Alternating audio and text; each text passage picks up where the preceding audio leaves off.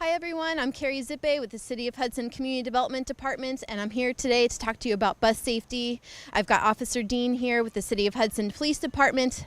He's going to inform us on how to be better and more responsible drivers with school starting.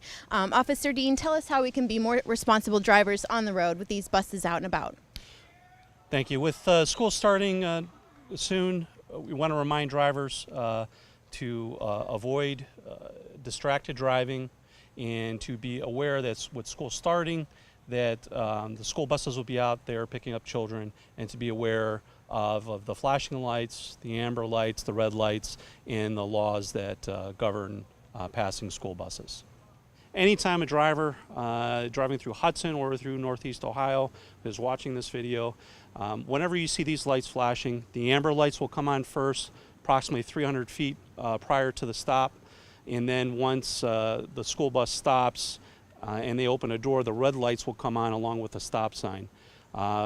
It's a reminder to tell motorists to come to a complete stop, wait for that child to get on to the bus, and then when those lights end, they will proceed to their next stop, and then it's safe to travel again. The only exception to passing a school bus would be a 4-lane highway. And that would be if, for example, the bus was at State Route 303 in Martin Drive. If the school bus is stopped picking up a child, the opposite, if you're approaching from the opposite direction, you do not have to stop. The vehicles behind the bus would have to stop, but the opposing traffic would not. That'd be the only exception for passing a school bus. We had some complaints, some concerns from residents and from bus drivers last year. I personally drove around with some of the bus drivers from Peterman Bus Garage, as well as Follow the Bus. So it's important. Whenever you see these lights on the bus, it's important to know that there's a child standing outside of it. So just take the extra time, put away the cell phones, don't be distracted, put down a cup of coffee, pay attention to the roadway, and make sure that our kids going to school are safe and they get to the school safely. Thank you, Officer Dean. I am here with Crystal at Bus 76. Crystal, thanks for being with us today. Can you walk us through what kids should know about how to ride the bus safely? I can. The most important thing is be aware, be alert, watch your driver. Do what you're taught and what you're trained. Not all cars pay attention, unfortunately, and not all drivers on the road are watching the school bus and paying attention to their lights. A lot of distractions for drivers these days, so that we ask that the students try not to be so distracted. All right. I heard about this place of safety flag. Can you tell us what that is, how to use it, and where we can get one? I can. They're really cool, and they're helpful tools for both the students, parents, and school bus drivers. You can get a place of safety flag at the bus garage. If you're going to any of the open houses here in the future, we'll have those at the open houses as well. And what that is to serve as a reminder to both students and parents where the place of safety is. And that is 10 feet back away from your curb or the curb of wherever your designated school bus stop is. So you take that flag home, and wherever you're going to stand and wait for your school bus, you take 10 big giant steps back away from the curb. Stick that little flag right in the road or in the little crack of your driveway and stand there so that the school bus driver knows always to look for you. That gives us as drivers a little clue also that there's going to be probably a small little guy or girl getting on and off there that helps us remember where their school bus stop is and where their place of safety is. Great. And the kids, if they know all the rules, they know how to board the bus safely, but there are some other things that they should keep in mind as they're crossing the street or getting ready to board the bus. The older kids, we do ask that you do not be on your phones, don't have earbuds in your ears, pay attention to the cars around you. A lot of them will be driving soon and should probably get in the habit of doing that anyway. And watch your bus driver. We cannot communicate with them with words while we're in a running school bus and they're either going to cross the street in front of us or even the residents' side.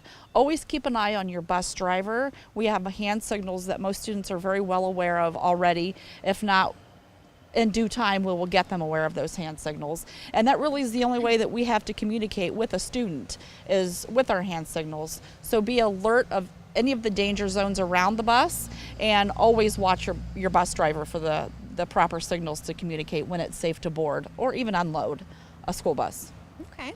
Now, I know my kids love to hang toys from their backpacks or try to grab a drink on the way out the door. As far as toys, food, drinks, and other things, what's okay to bring on the bus and what should kids leave at home? Good question. That kind of varies from school bus to school bus and drivers, though it really should be uniform across the district. No food. No food whatsoever for many reasons. Choking hazards, food allergies, a big one. So no food whatsoever. Drinks, we do allow water bottles or plastic water bottle or one from home. The school buses get hot. We go back to school very early. So we do allow water. We don't mind if older children, middle school, high school, finish some homework on a bus, and that's okay, so they can get that kind of thing out of a backpack. Smaller kids, probably 3rd grade and under, we really do not encourage them to put anything in a backpack because we don't like them opening a backpack and getting anything out. That just creates unsafe situations if they drop something and it goes rolling across the ground. Either they're trying to pick it up or they're beckoning their neighbors to pick it up, and then that causes someone to get out of a seat or sit unsafely in their seat. So we do urge that no toys. Books we don't mind if younger kids that don't have homework might bring a book on, keeps them entertained. Or any kind of electronic device we really don't mind either, like a Game Boy or something like that. Do those still exist?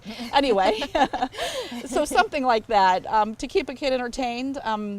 The fidget things are all okay, those types of toys, but no action figures and no Legos or anything like that, just preferably books or maybe finishing up some homework. Okay. My last question is about bullying, because unfortunately it does happen sometimes on the bus. If a child is being bullied on the bus or if they see another child being bullied, what can they do? That is unfortunately an issue. They can, if you are at a situation and you're somewhere where you can contact your bus driver by raising a hand or maybe passing a word up to a student sitting in front of you, please communicate with the bus driver. None of us want anyone to ride home in an uncomfortable situation. If the student doesn't feel comfortable doing that, and I completely understand that, they can maybe whisper something to the bus driver on the way out, or certainly tell their parents, communicate to their parents, their teacher, a counselor, a principal at school, and have somebody get a hold of us right away so that it can be dealt with in all avenues, in all aspects. We can, at that point, notify a school if that hasn't already happened. We can move seats. We can talk to the students, all of the students involved, and try to get that resolved. Okay, thank you, Crystal. Thank you so much for being here with us today and guiding us on bus safety. Thank you. And now we're going to see a demonstration of how to board the bus safely.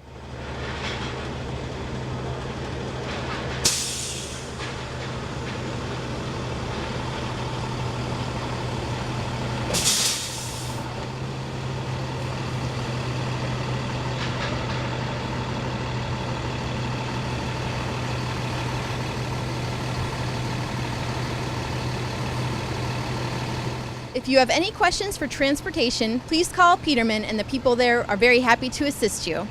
I'm Carrie Zippe with the City of Hudson Community Development Department, and on behalf of the city, I want to wish you a very safe and happy new school year.